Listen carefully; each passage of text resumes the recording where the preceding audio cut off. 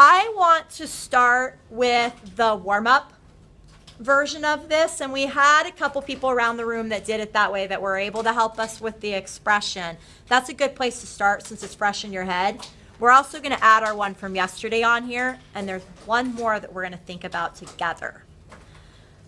So the way of seeing this from your warm-up was the way where the floor was split into these 4 equal chunks that looked like that, right?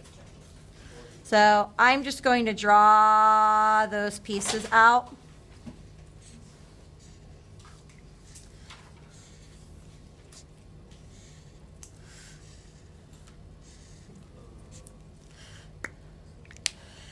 And the expression that we ended up, I'm going to write it right below. That's why I gave a little bit of space below these so we have some room for the expression. We said, we came up with this n plus 2. And when I asked you guys, well, where'd that plus 2 come from? You guys said it's because there's the 2 corner tiles that are always going to be off on the side, right? Yeah.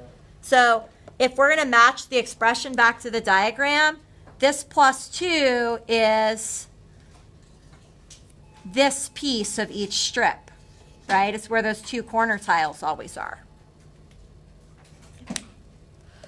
And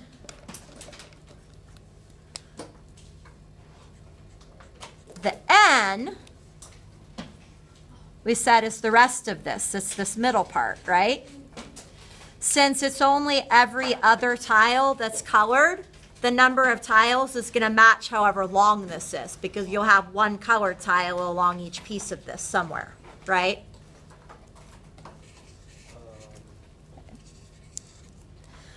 So that's how we arrived at the n plus 2. It literally matches with pieces of the floor. And then we said we need 4 of them because there's 4 sections, right? That same size piece repeats 4 times. So we took that and we said, okay, 4 of those, and the 4 is because there are 4 of those pieces. That's the one from our warm-up, right? With everything all connected to where those numbers and where those pieces came from. Right beside this, we're going to put the one that we talked about yesterday. The one we talked about yesterday, I'm going to remind you. Yesterday we said if you take the area of the whole square,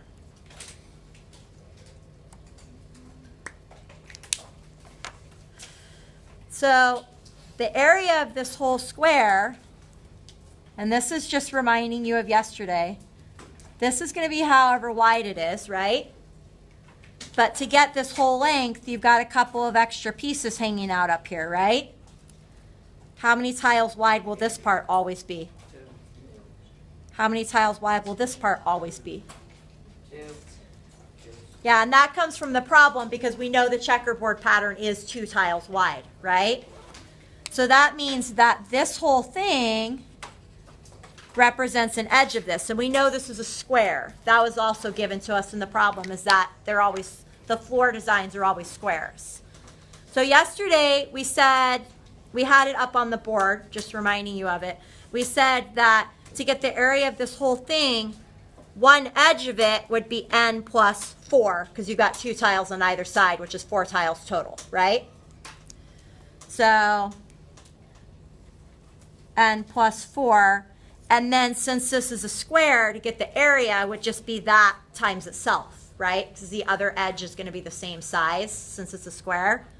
So anything times itself, the short way of writing that is just to square it, right? So this whole thing is just the area of that big yellow square.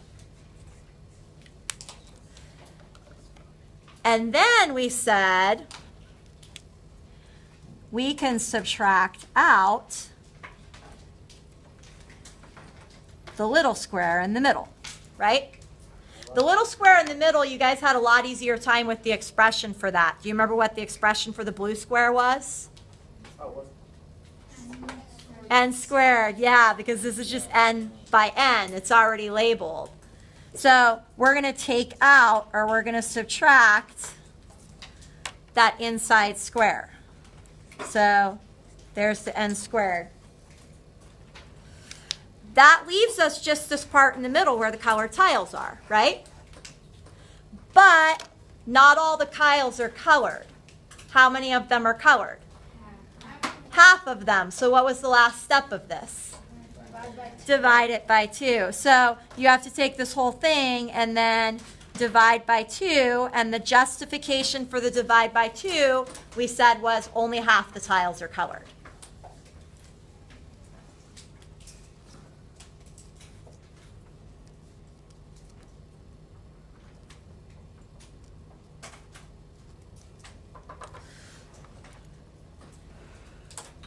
Okay.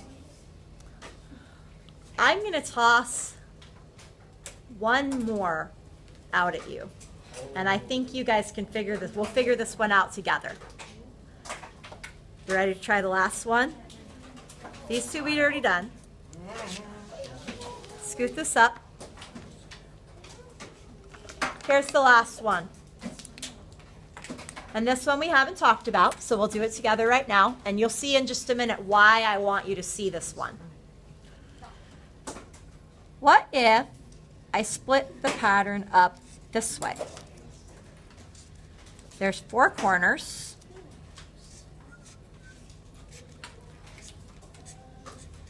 Right? And then there are 4 equal-sized rectangles in between each of those corners.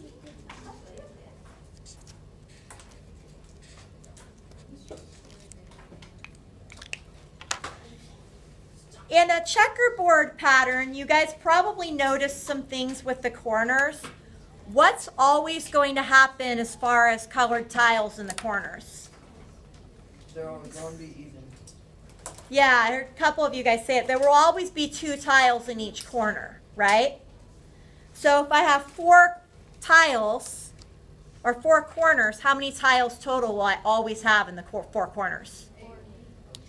Yeah, there's always 2 tiles in the corner. Sometimes they might be going this way, sometimes they might be going the other way, but because every other tile is colored, there will always be 2.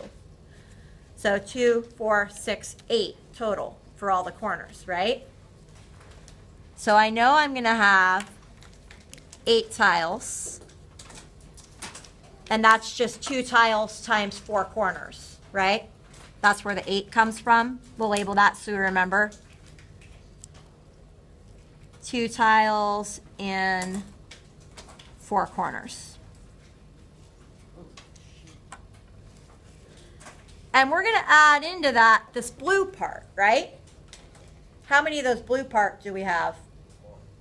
Okay, so we know whatever the blue part is, we're going to need 4 times that because there's 4 of them, right?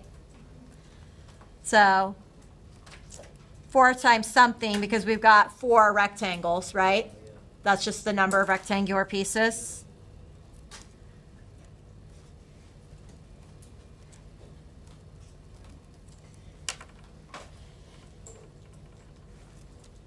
But how many colored tiles are going to be in each of these rectangular pieces? We have to figure that out. And once we know that, we can just multiply it by 4, right? How many do you think there will be? 5 black tiles. So what makes you think that? Because I just noticed and I mentioned having one of these have all black tiles and some missing ones. So that it would give me a good 5. Okay.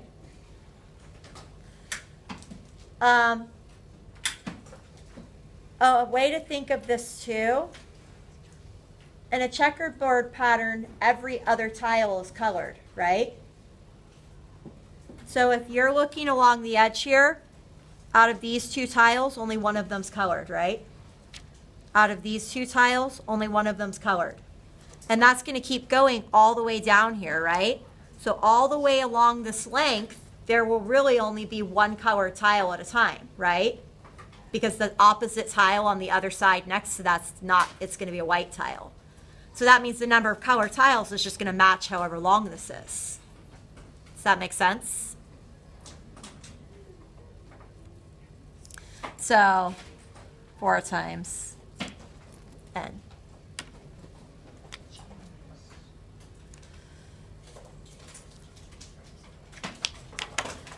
There's a third expression.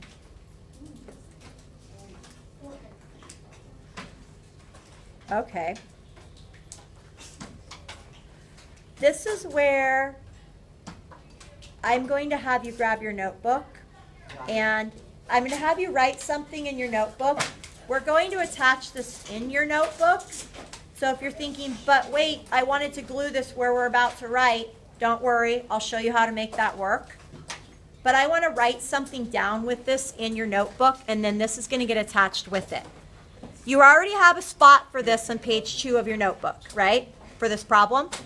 So I'm going to set this aside. Keep it out so you can look at it.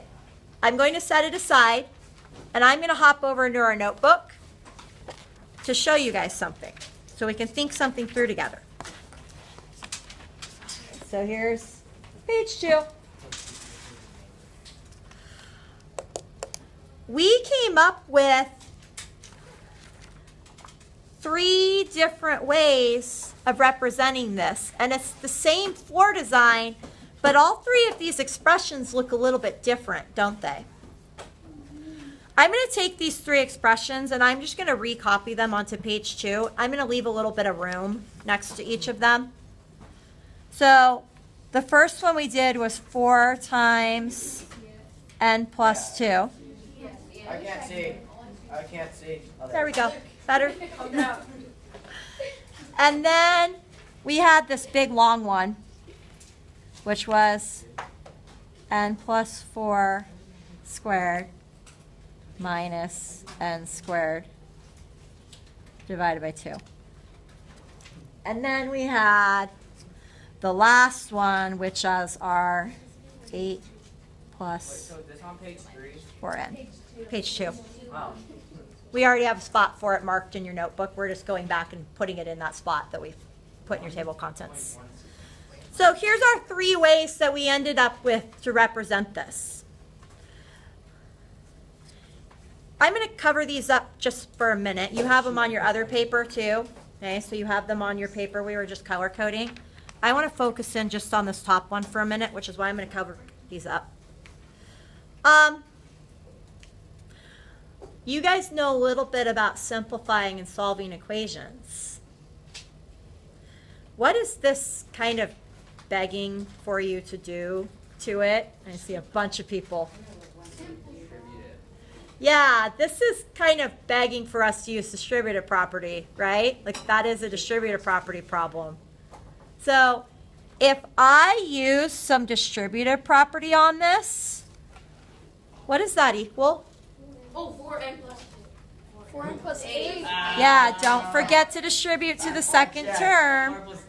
Okay, now I'm going to uncover this. Wait a minute. That now looks the same as our third way of doing this, doesn't it? Whoa. What do you know? Okay. Let's look at this middle one. This middle one I'm going to have to help you with a little bit.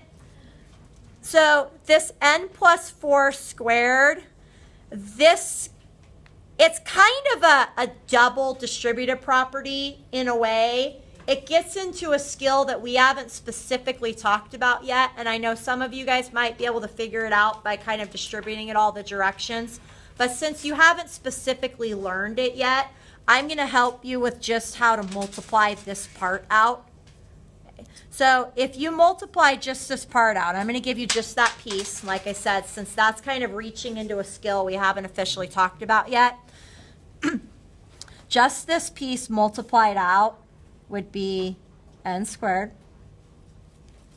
plus 8n plus 16. And then you still have the minus n squared, and you still have the divide by 2, right? Okay. Now that that's multiplied out, like I said, I was just helping you just with this piece, okay?